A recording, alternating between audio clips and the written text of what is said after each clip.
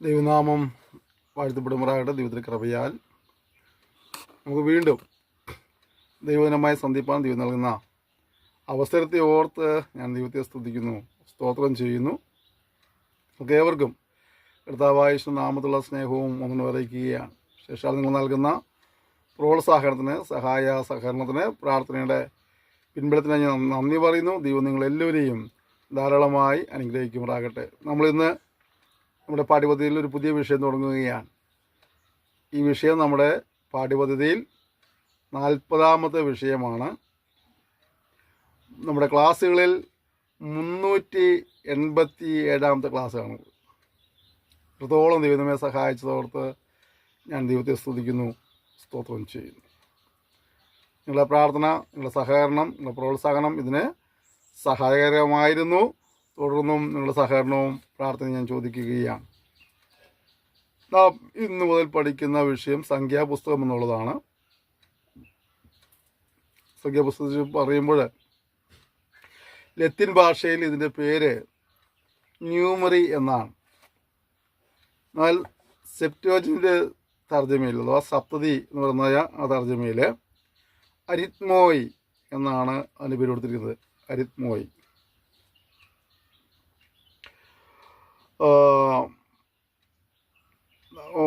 ഒന്നാം അധ്യായം 2-ാം വാക്യം, 3-14, 30 വാക്യങ്ങൾ, 27-ന്റെ 26, 28, 29, 31-ന്റെ 25, 34, 25 മുതൽ 14 വാക്യങ്ങളൊക്കെ നമുക്ക് ഈ അരിത്മോയി എന്ന പദം കാണാൻ കഴിയുന്നുണ്ട്.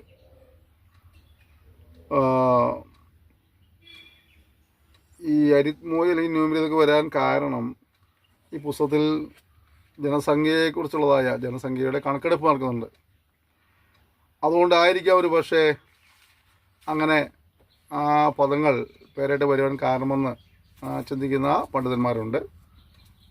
അതേസമയം എബ്രായ ഭാഷയിൽ 1-ാം അധ്യായത്തിലെ 1-ാം വാക്യത്തിലെ പ്രധാന പദമായ ബിമിത്ബാൽ എന്നുള്ള പദം, അത് മരുഭൂമിയിൽ എന്നാണ് ആ പദത്തിൻ്റെ അർത്ഥം. ഈ പേരാണ് എബ്രായ ഭാഷയിൽ കൊടുത്തിരുന്നത്, ബിമിത്ബാൽ എന്ന്. അതിൻ്റെ അർത്ഥം, ഒരു ഉദ്ദേശിക്കുന്നത് ഈ ജനം മരുഭൂമിയിലുള്ള പ്രയാണമധ്യേ ദൈവം അവരെ സൂക്ഷിച്ചത്, ദൈവം അവരെ പരിപാലിച്ചത്, ദൈവം അവരെ അത്ഭുതകരമായി വഴിയെത്തിയത് എന്നിത്യാദി വിഷയങ്ങളുടെ ഒരു വിവരണം ഈ പുസ്തകത്തിലുള്ളതുകൊണ്ട് ഈ മരുഭൂമിയിൽ എന്നർത്ഥമുള്ളതായ ഒരു പദമാണ് എബ്രായ ഭാഷയിൽ ഈ പുസ്തകം കൊടുത്തിരിക്കുന്ന പേര്. പണ്ഡിതന്മാരുടെ അധികം പേരുടെ അഭിപ്രായത്തിൽ ഈ പേരാണ്, എബ്രായ ബൈബിളിലെ പേരാണ്, ബെബിത്ബാർ എന്നുള്ള പേരാണ് ഇതിൻ്റെ ഉള്ളടക്കവുമായിട്ടും ദൈവിക ബന്ധത്തിലും കൂടുതൽ സാമ്യമെന്ന് അവർ പറയുന്നുണ്ട്. ഇസ്രായേൽ ജനവും ദൈവവും തമ്മിലുള്ള ബന്ധം, മരുഭൂമിയിൽ അവരെ എപ്രകാരം ദൈവം സൂക്ഷിച്ചുള്ളവർക്ക് ഒരു വിവരണമാണല്ലോ ഈ പുസ്തകം നൽകുന്നത്. അപ്പോൾ ഈ പേര് അതിന് തീർച്ചയായിട്ടും മരുഭൂമിയിൽ നിന്ന് അർത്ഥം വരുന്നതായ ആ പദം വളരെ യോജിക്കുന്നു എന്ന് പണ്ഡിതന്മാർ അവകാശപ്പെടുന്നുണ്ട്. മോശയിലൂടെ ദൈവജനത്തിന് ആവശ്യമായ നിർദ്ദേശങ്ങൾ സമയാസമയങ്ങളിൽ ദൈവം നൽകിക്കൊണ്ടിരുന്നു. അവർ മരുഭൂമിയിലൂടെ നടന്ന് വാഗ്ദത്തദേശത്തെത്തുകയായിരുന്നു. അപ്പോൾ നമ്മൾ മനസ്സിലാക്കേണ്ട ഒരു കാര്യം, മരുഭൂമി എന്ന് നമുക്കറിയാം ചുട്ടുപൊള്ളുന്ന ചില അനുഭവങ്ങളൊക്കെയാണ് അല്ലേ. എന്നാൽ ഒരു ദൈവത്തിനെ സംബന്ധിച്ചിടത്തോളം മരുഭൂമി കൊണ്ട് അവൻ അവസാനിക്കാതെ, മരുഭൂമിക്കപ്പുറമായി, കഷ്ടതയ്ക്കപ്പുറമായി, പ്രയാസത്തിനപ്പുറമായി, ദുരിതത്തിനപ്പുറമായി, സങ്കടങ്ങൾക്കപ്പുറമായിട്ട് ഒരു ദൈവിക വാഗ്ദത്തം അനുഭവിക്കുന്ന ഒരു അനുഭവം ഉണ്ടാകുമെന്നുള്ളത് നമ്മൾ സംഖ്യാപുസ്തകം പഠിക്കുമ്പോൾ നമുക്ക് ഏറെ പ്രതീക്ഷയും പ്രത്യാശ നൽകുന്ന ഒരു അനുഭവമാണ്. ഇസ്രായേൽ ജനതയെ ദൈവം പരിപാലിച്ച അനുഭവങ്ങൾ വരും തലമുറയോട് അറിയിക്കുവാനായിട്ട് ഈ പുസ്തകം എഴുതിയെന്ന് കണക്കാക്കപ്പെടുന്നുണ്ട്. ഓരോ സംഭവങ്ങളും അനുദിന ജീവിതത്തിൽ നൽകുന്നതായ ചില ഗുണപാഠങ്ങളുണ്ട്. അതുപോലെ ഇതേ പുസ്തകത്തിൽ അനേക നിയമങ്ങളും ഉൾപ്പെടുത്തിയിട്ടുണ്ട്. ചട്ടങ്ങൾ, നിയമങ്ങൾ, കൽപ്പനകളൊക്കെ ഉണ്ട്. അന്യദൈവങ്ങളെ ഉപേക്ഷിച്ച് സത്യദൈവത്തിലേക്ക് തിരിയുക എന്ന സന്ദേശവും ഈ പുസ്തകം നൽകുന്നുണ്ട്. ദൈവാനുസൃതമായ ജീവിതം നയിക്കുന്നവർ പ്രലോഭനങ്ങളിൽ അടിമപ്പെട്ടു പോകരുതെന്ന് ബിലയാമിൻ്റെ ചരിത്രത്തിലൂടെ നമുക്കൊരു മുന്നറിയിപ്പ് തരുന്നുണ്ട്. ഏറെ പ്രതികൂലങ്ങളിൽ കടന്നുപോയിട്ടും ഈ ജനം വർദ്ധിച്ചിരുന്നു എന്നുള്ളതാണ്. 6,3550 പേര് 20 വയസ്സിന് മുകളിൽ പ്രായമുള്ള യുദ്ധസന്നദ്ധരായ ആളുകളായിട്ടാണ് അവർ കണക്കെടുത്തപ്പോൾ അവർക്ക് കിട്ടിയ എണ്ണം. ദൈവം കൂടെയുള്ളതിനാൽ അവർക്കുള്ളിൽ വർധനമുണ്ടായി മനസ്സിലാക്കാൻ കഴിയുന്നു. ദൈവിക നന്മ അനുഭവിക്കുന്നതോറും ഈ ജനത ദൈവത്തോട് അടുത്തു വരേണ്ടതിന് പകരമായി ഇത് നന്ദി കാണിക്കുന്നതിന് പകരമായിട്ട് ദൈവത്തോട് പിറുവിറുത്തതായും ആ പിറുവിറുപ്പ് മുഖാന്തരം ദൈവകോപം ഉണ്ടായതും കാണാൻ കഴിയുന്നുണ്ട്. ദൈവകോപത്തിൻ്റെ പാത്രങ്ങളായി ശിക്ഷാവിധിയിലാക്കപ്പെട്ട അനുഭവങ്ങളും പുസ്തകം വിവരിക്കുന്നുണ്ട്. സംഖ്യാപുസ്തകം 11-ാം അധ്യായത്തിൽ പഠിക്കുമ്പോൾ അതിന് 1 മുതൽ വാക്യം കാണാൻ കഴിയുന്നുണ്ട്. അത് 13-ാം അധ്യായത്തിൽ 1 മുതൽ 14-ന്റെ അവസാനത്തെ വാക്യം വരെ പഠിക്കുമ്പോഴും മറുതലിപ്പിൻ്റെ ഫലമായിട്ട് മരുഭൂമിയിൽ ഒരു കൂട്ടം ആളുകൾ പട്ടുപോകുവാനിടയായിത്തീർന്നു. എന്നാൽ വാഗ്ദത്ത നാട്ടിലേക്ക് ഒരു കൂട്ടം ആളുകൾ പ്രവേശിപ്പാനിടയായിത്തീർന്നു. 16-ാം അധ്യായത്തിൻ്റെ 1-ാം വാക്യം മുതൽ 20-ാം അധ്യായത്തിൻ്റെ ഒടുവിലത്തെ വാക്യം വരെ ചിന്തിക്കുമ്പോൾ യഹോവയുടെ സന്നിധിയിലേക്ക് അടുത്തുവരെയുള്ള ആഹ്വാനം നൽകുന്നതായി കാണാൻ കഴിയുന്നുണ്ട്. ഈ അധ്യായങ്ങൾ മൂലഭാഷയിൽ ഖറബ് എന്ന പദം ഉപയോഗിച്ചിരിക്കുകയാണ്. ദൈവസന്നിധിയിലേക്ക് ഒരുപാട് ആഹ്വാനം, അതിന് പദമാണ് ഖാറബ്.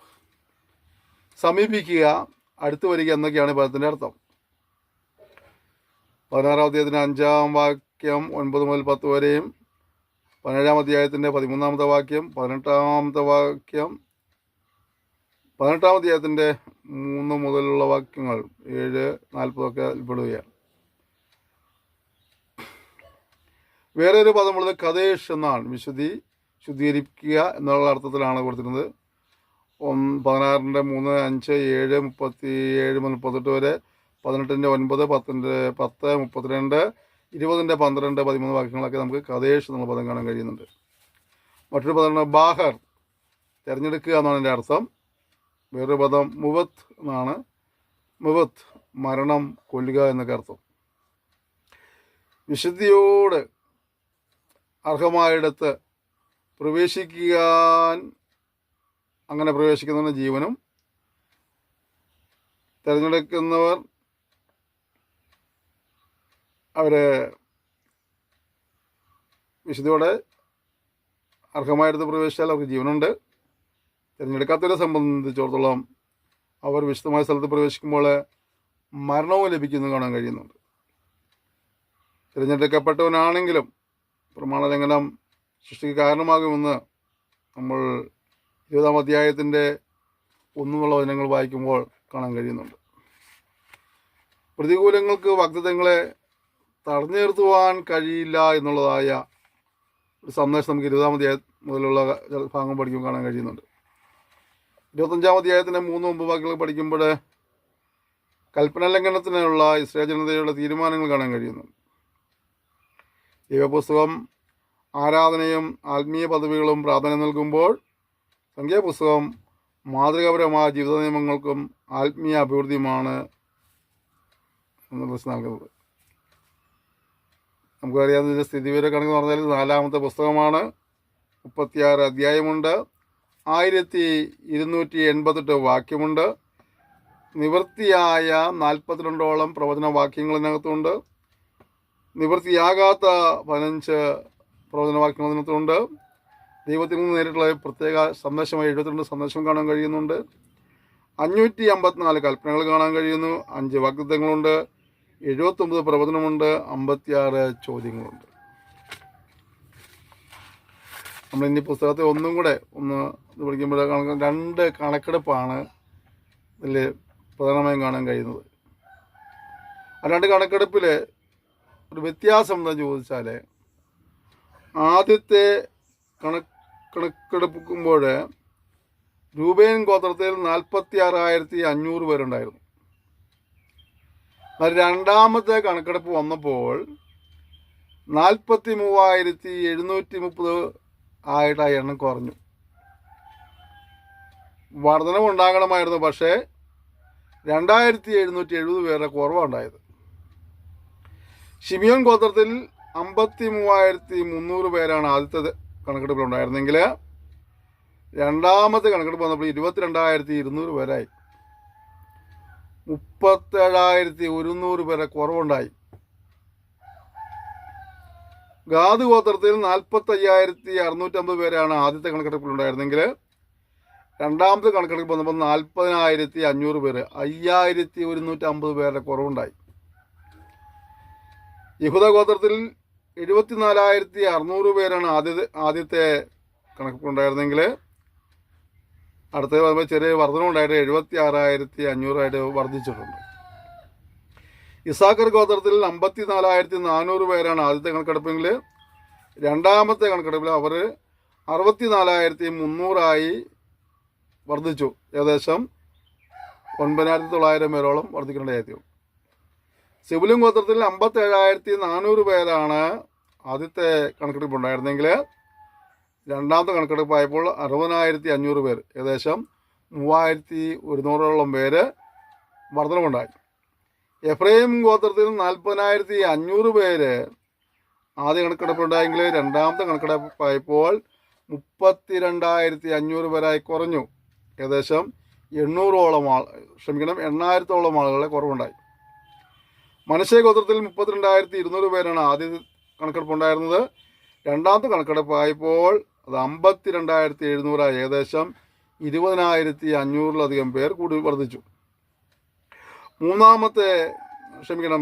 ബെന്യാമിൻ ഗോത്രത്തിൻ്റെ ആദ്യത്തെ കണക്കെടുപ്പിൽ 35,400 പേരുണ്ടായിരുന്നു. രണ്ടാമത്തെ കണക്കെടുപ്പായപ്പോൾ 45,600 പേർ, ഏകദേശം 10,200 ആളുകൾ കൂടുവാനിടയായിരുന്നു.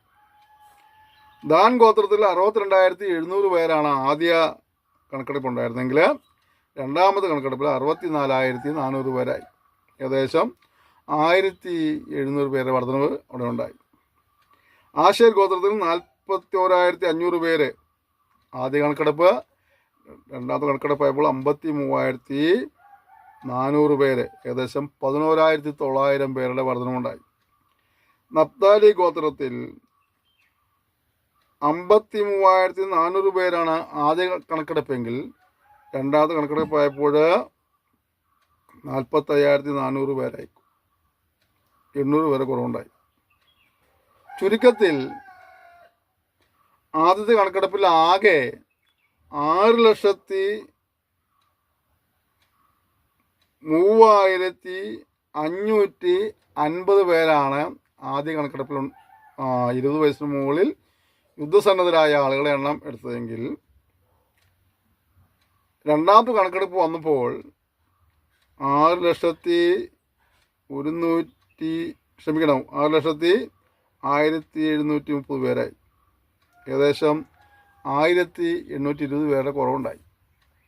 ഇതെന്താ സംഭവിച്ചതെന്ന് ചോദിച്ചാൽ ദൈവവചനം അനുസരിക്കാതെ പോയി പ്രമാണലംഘനം ചെയ്തതിൻ്റെ പേരിൽ ദൈവത്തിൻ്റെ കോപത്തിന് പാത്രങ്ങളായി ദൈവശിക്ഷാവധിക്ക് ഇടവന്ന് മരിച്ചുപോയി കുറേ പേര്. അതിൻ്റെ പേരിലൊക്കെയാണ്. ഓക്കെ, അപ്പം നമ്മളിത് പഠിപ്പിക്കുന്ന ഒരു നിർദ്ദേശം എന്താണെന്ന് ചോദിച്ചാൽ നാം ദൈവത്തെ സേവിക്കുമ്പോൾ ദൈവിക പ്രമാണത്തിൽ നിലനിൽക്കണമെന്നുള്ളതായൊരു മുന്നറിയിപ്പ് ദൈവത്തിൻ്റെ പരിശുദ്ധാത്മാവ് നമുക്ക് നൽകുകയാണ്. നമുക്കിതിൻ്റെ ഉള്ളടക്കം ഒന്ന് പഠിച്ചു നോക്കിയാൽ 1-ാം അധ്യായത്തിൻ്റെ 1-ാമത്തെ വാക്യം മുതൽ 10-ാം അധ്യായത്തിൻ്റെ 10-ാം വാക്യം വരെ സീനായിലെ നാളുകളും അതിൻ്റെ ഒടുക്ക ദിനങ്ങളും കാണാൻ കഴിയുന്നുണ്ട്. ആ 1-ാം അധ്യായത്തിൻ്റെ 1 മുതലുള്ള വചനങ്ങളെ നമ്മൾ ഒന്നും കൂടെ ഒന്ന് കീറി മുറിച്ചാൽ 1-ഉം 2-ഉം അധ്യായങ്ങൾ ജനസംഖ്യാഗണനവും ഗോത്ര സജ്ജീകരണവുമായിരുന്നു. ഓരോ ഗോത്രത്തിൽ എത്ര പേരുണ്ടെന്ന് എണ്ണി നോക്കണം. ഓരോ ഗോത്രങ്ങൾ എവിടെയൊക്കെയാണ് താമസിക്കേണ്ടതെന്നുള്ളതായ കാര്യങ്ങൾ, പാളയം പറയുന്ന കാര്യങ്ങൾ അവരെ പറഞ്ഞു കൊടുക്കുന്ന അതായിരുന്നു. ആ ഓരോ ഗോത്രങ്ങളിലെ ലീഡേഴ്സ് ആയിരിക്കും നമുക്ക് പഠിക്കുന്ന കാര്യങ്ങളായിരുന്നു. 3-4 അധ്യായങ്ങളിൽ ലേവ്യരുടെ എണ്ണം, അവരെ ചുമതലകൾ എന്ന് വിവരിക്കുന്ന അധ്യായങ്ങളാണ് 3-4 അധ്യായങ്ങൾ. 5:1 മുതൽ 10 വാക്യം വരെ ശുദ്ധീകരണവും കുറ്റസമ്മതവുമാണെങ്കിൽ 5:11 മുതൽ 31 വരെ ശങ്കസംബന്ധമായ നിയമങ്ങളായിരുന്നു. 6:1 മുതൽ അതിൻ്റെ അവസാനത്തെ വാക്യം വരെ, അഥവാ 6 അധ്യായം മൊത്തം നാസിർ വ്രതസ്ഥൻ്റെ നിയമങ്ങളാണ് മുഖ്യ പ്രതിപാദ്യ വിഷയം. 7 അധ്യായത്തിൽ മുഖ്യ പ്രതിപാദ്യ വിഷയം പ്രഭുക്കന്മാരുടെ വഴിപാടുകളെക്കുറിച്ചുള്ളതാണ്. 8 അധ്യായത്തിൻ്റെ മുഖ്യ പ്രതിപാദ്യ വിഷയം സമാഗമന കൂടാരത്തിലെ ശുശ്രൂഷകളെക്കുറിച്ചുള്ളതായ കാര്യങ്ങളാണ്. 9 അധ്യായത്തിൻ്റെ 1 മുതൽ 10 വരെ പെസക, മേഘസ്തംഭം, വെള്ളിക്കാഹളങ്ങൾ, അങ്ങനെയുള്ളതായ കാര്യങ്ങളുടെ വിവരണങ്ങളാണ്. 10 അധ്യായത്തിൻ്റെ 11 മുതൽ 22:1 വരെയുള്ള കാര്യങ്ങൾ വേണമെങ്കിൽ നമുക്ക് തന്നെ പറയാം. മോവാബ് സമഭൂമിയിലേക്കുള്ള ജനത്തിൻ്റെ പ്രയാണമാണ്. അപ്പോൾ സിനായ് മരുഭൂമിയിൽ നിന്ന് മോവാബ് സമഭൂമിയിലേക്കുള്ള പ്രയാണത്തിൻ്റെ വിവരണങ്ങളാണ് 10 അധ്യായത്തിൻ്റെ 11 വാക്യം മുതൽ 22 അധ്യായത്തിൻ്റെ 1 വാക്യം വരെ ഉള്ളത്.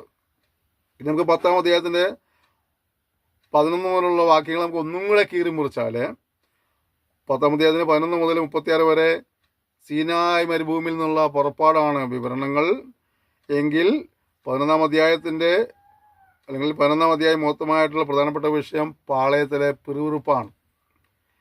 12 അധ്യായത്തിൻ്റെ പ്രധാനപ്പെട്ട വിഷയം അഹ്റോൻ്റെയും മിരിയാമിൻ്റെയും പിറുവിറുപ്പാണ്. 13 അധ്യായത്തിൻ്റെ 1 മുതൽ 14 അധ്യായത്തിൻ്റെ അവസാനിക്കുന്ന വാക്യം വരെയും വാഗ്ദത്തദേശം ഉറ്റുനോക്കാൻ പോകുന്ന അനുഭവങ്ങളാണ്. 15 അധ്യായത്തിൻ്റെ 1 മുതൽ അല്ലെങ്കിൽ 15 അധ്യായത്തിൽ പലവിധ നിയമങ്ങളെക്കുറിച്ചുള്ള വിവരം കാണാൻ കഴിയുന്നുണ്ട്. 16 അധ്യായത്തിൻ്റെ 1 മുതൽ 17 അധ്യായത്തിൻ്റെ അവസാന വാക്യം വരെ കോരഹിൻ്റെ അതിക്രമങ്ങളെക്കുറിച്ചുള്ള വിവരണങ്ങളാണ്. 18 19 അധ്യായങ്ങൾ ലേവ്യർക്കുള്ള നിർദ്ദേശങ്ങൾ നൽകുന്നതായ അധ്യായങ്ങളാണ്. 20 അധ്യായത്തിൻ്റെ 1 മുതൽ 13 വരെ മോശയുടെ വീഴ്ചയെക്കുറിച്ച് വിവരിക്കുമ്പോൾ 20 14 മുതൽ 29 വരെ അഹ്റോൻ്റെ മരണം അവിടെ വിവരിക്കുകയാണ്. 21 1 മുതൽ 22 1 വരെ പിച്ചള സർപ്പം അഥവാ താമര സർപ്പത്തെക്കുറിച്ചുള്ള വിവരണങ്ങളാണെങ്കിൽ 22 അധ്യായത്തിന് 2 മുതൽ 36 13 വരെ മോവാബ് സമഭൂമിയിലെ വിവിധ സംഭവങ്ങളുടെ വിവരണങ്ങളാണ്. 22 അധ്യായത്തിൻ്റെ 2 മുതൽ 25 18 വരെ ബിലയാമിൻ്റെ ചരിത്രങ്ങൾ കാണാൻ കഴിയുന്നുണ്ട്. 22 2 മുതൽ 40 വരെ ബാലാക്കിനാൽ ബിലയാമിനുള്ള ക്ഷണം കാണാൻ കഴിയുന്നു. 22 41 മുതൽ 24 25 വരെ ബിലയാമിൻ്റെ സുഭാഷിതം കാണുവാൻ കഴിയുന്നു. 25 1 മുതൽ അതിൻ്റെ ഒടുവിൽ നോക്കിയപ്പോൾ ബിലയാമിൻ്റെ വഞ്ചന കാണാൻ കഴിയുന്നുണ്ട്. 26 1 മുതൽ അല്ലെങ്കിൽ 26 അധ്യായം മൊത്തമായിട്ട് രണ്ടാമത്തെ കണക്കെടുപ്പിൻ്റെ ചരിത്രമാണ് വിവരിക്കുന്നത്. 27 1 മുതൽ 11 വരെ പുത്രിമാരുടെ അവകാശ നിയമങ്ങളെക്കുറിച്ചുള്ള വിവരണമാണ്. 27 12 മുതൽ 23 വരെ മോശയുടെ പിൻഗാമിയായ യോശുവയെക്കുറിച്ചുള്ള വിവരണങ്ങളാണ്. 28 അധ്യായം മുതൽ 30 അധ്യായം വരെ വഴിപാടുകളും നേർച്ചകളെക്കുറിച്ചുള്ള വിവരണങ്ങളാണ്. 31 അധ്യായത്തിൽ മിദ്യാന്യരുടെ തകർച്ച നാശം കാണാൻ കഴിയുന്നുണ്ട്.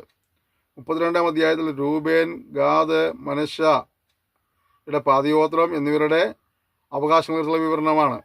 33 അധ്യായം പാളയങ്ങളുടെ പുനരവലോകനമാണ്. 34 അധ്യായം വാഗ്ദത്തദേശത്തിൻ്റെ അതിരുകളെക്കുറിച്ചുള്ള വിവരണമാണ്. 35 അധ്യായം 1 മുതൽ 5 വരെ ലേവ്യരുടെ പട്ടണങ്ങളാണെങ്കിൽ 35 6 മുതൽ 34 വരെ സങ്കേത നഗരങ്ങളെക്കുറിച്ചുള്ളതായ വിവരണങ്ങളും വധശിക്ഷയെക്കുറിച്ചുള്ള വിവരണങ്ങളുമാണ്. 36 അധ്യായത്തിൽ വിവാഹിതരായ പുത്രിമാരുടെ പാരമ്പര്യപ്രകാരമുള്ള അവകാശങ്ങളെക്കുറിച്ചുള്ള വിവരണങ്ങളാണ്. ഇതൊക്കെയാണ് നമുക്ക് കിട്ടുന്ന ചെറിയ വിവരങ്ങൾ. ഈ 1 അധ്യായവും 2 അധ്യായവും നമ്മൾ പഠിക്കുമ്പോൾ മനസ്സിലാകുന്ന കാര്യം, ഈ യഹൂദൻ ഈ ഗോത്രങ്ങളെ ഓരോ സ്ഥലങ്ങളിലായിട്ട് പാർപ്പിക്കുക, എന്നിട്ട് അവർക്ക് ഓരോ പ്രഭുക്കന്മാരെ നിയമിക്കുകയാണ്. അത് നമ്മൾ അവർ മിസ്രൈം ദേശത്ത് നിന്ന് പുറപ്പെട്ടതിൻ്റെ 2-ാം സംവത്സരം 2-ാം മാസം 1-ാം തീയതി യഹോവ സീനായ് മരുഭൂമിയിൽ സമാഗമന കൂടാരത്തിൽ വെച്ച് മോശയോട് അരുളി ചെയ്തത് എന്തെന്നാൽ, നിങ്ങൾ ഇസ്രായേൽ മക്കളിൽ ഗോത്രം ഗോത്രമായും കുടുംബം കുടുംബമായും സകല പുരുഷന്മാരെയും ആളാമ്പ്രതി പേരുവഴി ചാർത്തി സംഘത്തിൻ്റെ ആകത്തുക എടുക്കണം. നീയും അഹരോനും ഇസ്രായേലിൽ 20 വയസ്സ് മുതൽ മുതലോട്ട് യുദ്ധത്തിന് പുറപ്പെടുവാൻ പ്രാപ്തിയുള്ള എല്ലാവരെയും ഗണഗണമായി എണ്ണണം. ഓരോ ഗോത്രത്തിൽ നിന്നും തൻ്റെ കുടുംബത്തിൽ തലവനായി ഒരുത്തൻ നിങ്ങളുടെ കൂടെ ഉണ്ടായിരിക്കണം. അങ്ങനെ എണ്ണം എടുത്തപ്പോഴേ നമ്മൾ നേരത്തെ സൂചിപ്പിച്ചതായ ഒരെണ്ണം കിട്ടി. നേരത്തെ ഓരോ ഗോത്രത്തിൻ്റെ എണ്ണം പറഞ്ഞായിരുന്നു. അങ്ങനെ വന്നിട്ട് 2-ാം അധ്യായം പഠിക്കുമ്പോൾ ഇവരെ പാളയങ്ങൾ താമസിക്കുന്ന കാര്യം പറഞ്ഞു കൊടുക്കുക. അപ്പോൾ അതിൻ്റെ 1-ാം അധ്യായത്തിൻ്റെ 18-ാമത്തെ വാക്യം വലിയ സംഭവം തുടങ്ങിയിട്ടുണ്ട്. എന്നിട്ട് പറഞ്ഞു, രൂബേൻ ഗോത്രം അവരെവിടെയാണ് വസിക്കേണ്ടത് എന്നുള്ളത് പറയാൻ. രൂബേൻ്റെ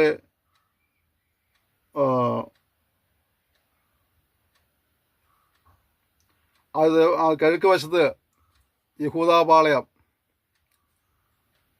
അതിന് നഹശോനാണ് അവരുടെ തലവനായിരിക്കുന്നത്. നഹശോൻ അവരുടെ പ്രഭുവായിരിക്കണം. ആ യഹൂദാപാളയത്തിൽ ഇസ്സാഖാർ ഗോത്രമുണ്ട്, യഹൂദാ ഗോത്രമുണ്ട്, ഇസ്സാഖാർ ഗോത്രമുണ്ട്, സെബുലൂൻ ഗോത്രമുണ്ട്. അവർ കിഴക്ക് വശത്താണ് ആ സമാഗമനോടത്തിൻ്റെ കിഴക്ക് ഭാഗത്തുള്ള പാളയം ഇറങ്ങണം. അവരുടെ തലവൻ യഹൂദാ പാളയത്തിൽ അല്ലെങ്കിൽ യഹൂദാ ഗോത്രത്തിന് നഹശോനാണ് പ്രഭുവെങ്കിൽ ഇസ്സാഖാർ ഗോത്രത്തിൽ നെതനയേലാണ് പ്രഭു, സെബുലൂൻ ഗോത്രത്തിന് ഏലിയാബാണ് പ്രഭു. അവരെല്ലാവരും കൂടി 1,86,400 പേരുണ്ട്. യഹൂദാ പാളയത്തിൽ 1,86,400 പേര്. അടുത്ത പാളയം രൂബേൻ പാളയമാണ്. അവർ തെക്ക് ഭാഗത്ത് സ്ഥിതി ചെയ്യണം. രൂബേൻ പാളയത്തിൽ രൂബേൻ ഗോത്രത്തിലെ ഇരിസൂരാണ് അവരുടെ പ്രഭു. ആ രൂബേൻ പാളയത്തിൽ രൂബേൻ ഗോത്രമുണ്ട്, ശിമിയോൻ ഗോത്രമുണ്ട്, ഗാദ് ഗോത്രമുണ്ട്. അതിൽ ശിമിയോൻ ഗോത്രത്തിന് ശുരൂമിയേൽ പ്രഭുവാണ്, ഗാദ് ഗോത്രത്തിന് എലിയാസഫ് പ്രഭുവാണ്. 1,81,450 പേരാണ് ഈ രൂബേൻ പാളയത്തിലുള്ളത്. നടുവിലെ ലേവ്യരുടെ പാളയമുണ്ട്. ഇവർ രൂബേൻ ഗോത്രം തെക്ക് വശത്താണ്. പടിഞ്ഞാറ് വശത്ത് എഫ്രൈം പാളയമാണ്. ഈ എഫ്രൈം പാളയത്തിൽ എഫ്രൈം ഗോത്രമുണ്ട്, മനശ്ശെ ഗോത്രമുണ്ട്, ബെന്യാമിൻ ഗോത്രമുണ്ട്. അവരെല്ലാവരും കൂടി 1,08,100 പേരാണ് ആ എഫ്രൈം പാളയത്തിലുള്ളത്. എഫ്രൈം ഗോത്രത്തിന് എലീശാമ പ്രഭുവാണ്, മനശ്ശെ ഗോത്രത്തിന് ഗമലിയേൽ പ്രഭുവാണ്, ബെന്യാമിൻ ഗോത്രത്തിന് അബിദാൻ പ്രഭുവാണ്. പിന്നെ ദാൻ പാളയമാണ്. അത് വടക്ക് വശത്താണുള്ളത് സ്ഥിതി ചെയ്യുന്നത്. പാളയത്തിൽ ദാൻ ഗോത്രമുണ്ട്, ആശേർ ഗോത്രമുണ്ട്, നഫ്താലി ഗോത്രമുണ്ട്. ഇവരെല്ലാം കൂടി 1,57,600 പേരാണ് ആ പാളയത്തിലുള്ളത്. വടക്ക് ഭാഗത്ത് സ്ഥിതി ചെയ്യുന്നു. ദാൻ ഗോത്രത്തിന് അഹിയസർ പ്രഭുവായിരിക്കുമ്പോൾ ആശേർ ഗോത്രത്തിന് ഫഗിയേലാണ് അവരുടെ പ്രഭു.